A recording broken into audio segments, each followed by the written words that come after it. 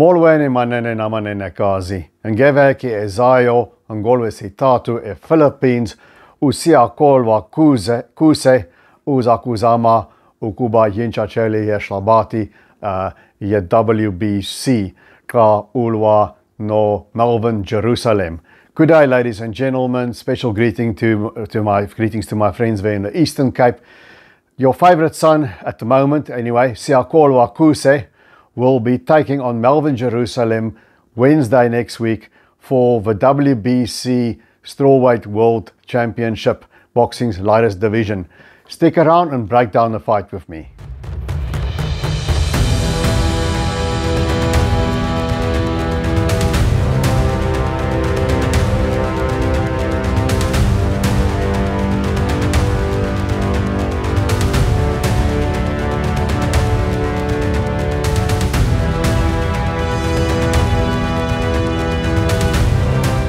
Siakolwa Kuse is a slick southpaw from the Eastern Cape. I've seen him many times from ringside.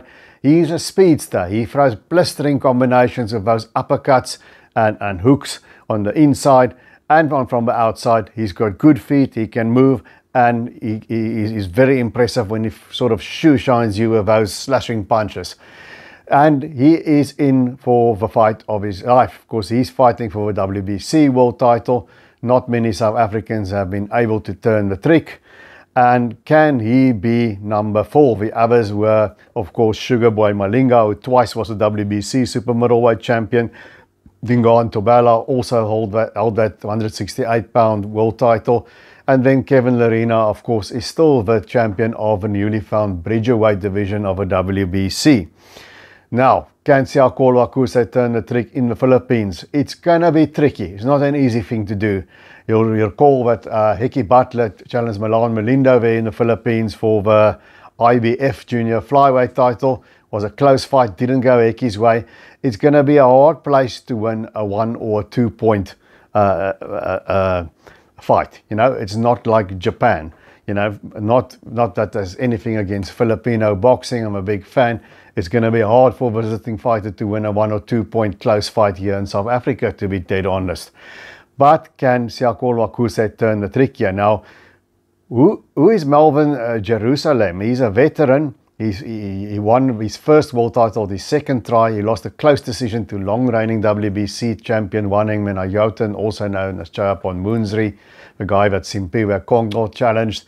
He lost a close decision to him years ago, lost his way a little bit, lost to his countryman Joey Kanoi, and then he started racking up wins again, and he upset the Japanese fighter Taniguchi for the WBO title, stopped him in 2 rounds. Lost that WBO title to a really elite fighter who is now the unified and ring champion, the Puerto Rican Oscar Collazo, retiring after 7 rounds. And he lost his WBO title, but a few fights later, boom, he was back in Japan, and this time he upset Yudai Shigeoka for the WBC world title, and he proved that it was no fluke. In the rematch, he beat Shigeoka by a wider margin. So Jerusalem has been on the road. He's been in against the very best. He's a 2-time world champion, WBO and WBC, where he is now.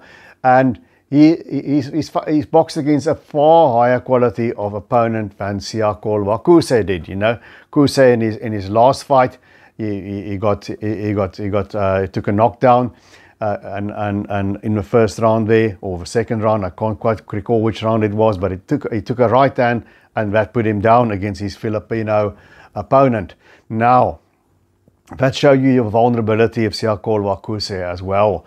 In the fights that he has lost, you know, and even some of them that he won. You know, he split the pair of fighters with Bangile and Nyangani for the SA title. When he regained it in the rematch, even against Nyangani, he has that southpaw vulnerability to the straight right, and he ate quite a few of those straight rights. You know, and that is a worrying sign here against Melbourne Jerusalem, because Jerusalem, he is a very tricky boxer. He's a very good boxer. He sort of stabs you with a jab. He moves this way, he moves that way, and he looks to unload that straight right. You know, he collapsed Taniguchi on the canvas there in Japan, sent him flat on his back, and he looks for that right hand. He was successful against Shigeoka, also with that right hand. But, you know, so He'll throw it as a long uppercut, he'll throw it as a hook, but he likes to throw it straight. He gets the line right, and then he steps forward 1-2 of his feet, and he uses that momentum from his feet to put some extra salt on that right hand, and it is a big punch. I think if he hits Siyakholo Akuse with that shot, it could be good night for the South African, or he could spell the end. So that's something that the Kusa camp is going to have to look out for. Because it sounds quite simple, but what Jerusalem does, he throws unorthodox combinations. He'll show you sequences that you don't normally see, and he's very good with his feet. He does these foot feints where you don't quite know where or when he's going to throw. So he confuses his opponents with that, and then he gets him with what sounds like a relatively straightforward shot. So he's been able to do that against a high level. Now, Akuse is going to have Manny Fernandez in the corner. I think along with Brian Mitchell as well. Manny Fernandez has done a fantastic job on the Malajika brothers. I can't say that enough, you know. But as he had long enough to work with Siyakholo Akuse here, you know, it's on a big stage in a foreign country. It'll be new to Akuse. And can he pull it off there in front of all the Filipinos on the 50th anniversary of the third Ali Frazier fight in the Araneta Coliseum in Manila? It's a tall order because, okay, you know, unlike Phumelela Kafu, you know, Akuse is not facing a Bam Rodriguez. Melvin Jerusalem, I don't think, is on that elite level as a Bam Rodriguez.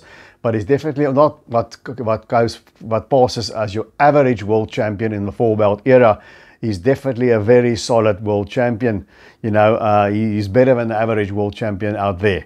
I would say that for him if he is just outside the elites of the sport. So Jerusalem is by far the best opponent that Akuse would have faced.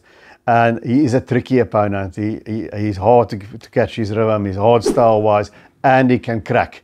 You know, if I look at a weakness for Jerusalem, I can go to the Collazo fight, and they were fighting on fairly even terms. I think Collazo was only 1 point up. Jerusalem gave him a lot of problems, but you know what turned it in Collazo's favor is when he started banging away to that body of Jerusalem. You know, and that took Jerusalem sap out. That took him out of a fight. So there's something that Akuse has to look at. So I think for Siyakholo Akuse, he's got to be all the way out of range, or he's got to be all the way in on the inside, not in the long range where he can get hit with that straight right, and he's got to move away from that right. So Akuse is going to have to work the body. He's going to have to get in, throw those fast combinations, and turn around Jerusalem and get out and not get caught with that right hand. Now, is he going to be able to do that? You guys tell me in the comments, who do you got winning here? How do they win and why do they win? Have you got Jerusalem or Siyakholo Akuse? And this is not, once again, a very hard fight for me to do because, you know, Siyakholo Akuse, I've met him before. I know a lot of the people around him. And of course, he's my guy. I'm going to be rooting for him. I'm hoping he pulls it off against Melvin Jerusalem on Wednesday. I'll be watching, all my support. But is he going to do it? You know, fighting in the Philippines, you're going to have to win. You're going to have to win clearly on the road. You know, and I'm just thinking, Akuse, you know, he can be hurt, he can be knocked down like we saw in his last fight. Is Manny Fernandez going to be able to keep him on point so he moves away from that right hand? Because Akuse sometimes he has lapses in concentration. You saw in the Bevan Sibanda fight, it was a good performance for Akuse, but he sort of let Sibanda back in there at the end into the fight. You know, even though he still did enough to win. And, you know, I've seen that from Akuse many times before when Nyangani fights against, even way back against Xolisa Magusha. He does brilliant stuff and then he sort of walks off a reservation and lets his opponent come back in. You know, and that's not going to work fighting the champion in his backyard. And the other thing that worries me is that right hand that Jerusalem disguises very well. I think he's going to struggle to stay out of the way of that right hand for a full 12 rounds. I think at some stage Melvin Jerusalem is going to score a knockdown. And then we'll see if he'll be able to finish Akuse or whether Akuse will be able to come back. I think Jerusalem might have some trouble with the hand speed of Siyakholo Akuse. But in the end, I think it's just a much more seasoned fighter that Akuse is up against here. You know, he had a good opponent in his last outing here. but you know, somebody who has fought for a world title before, you know, Jason Mama, but you know, he's on a different level here with Melvin Jerusalem. So as much as I like to have Siakolo Akuse win this fight and come home with a WBC belt, I'm going to go for Melvin Jerusalem here to score a knockdown or two. I think Akuse might survive it. So I think Melvin Jerusalem is going to win a unanimous decision. I won't be surprised if he stops Akuse later. But it can go the other way. Akuse can be too quick for him. Akuse can work that body and maybe get a body shot stoppage. Can go that way as well. I'm just going with a chalk. I think it's just a little bit too much for Siakolo Akuse.